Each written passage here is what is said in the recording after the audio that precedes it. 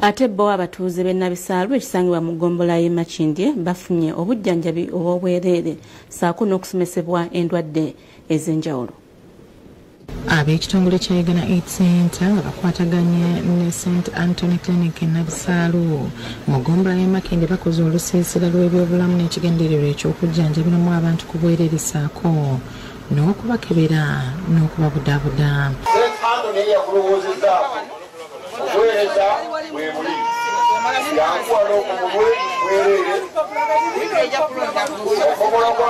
Banyasira okusinga balitadde ku bulwadde obuleeta akawuka ka mukenenya olw'ensonga nti embeera emu bannayuganda mwe bawangaalira.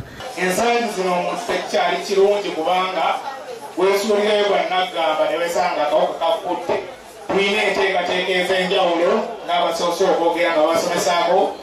Abasinze okujjumbira olusiisira luno be bakyala n'abaana baabwe. Nsanyuse nnyo kubanga n'olunumira wano nzaalirawo.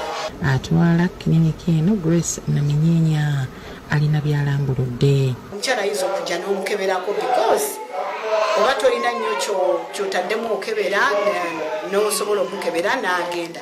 Naye ate bwe kyetaagisa okuddamu okumujjanjaba nga yeetaaza obujjanjabi. Weesanga nti abakyala abasinga ssente tebakola ki tebazisobola.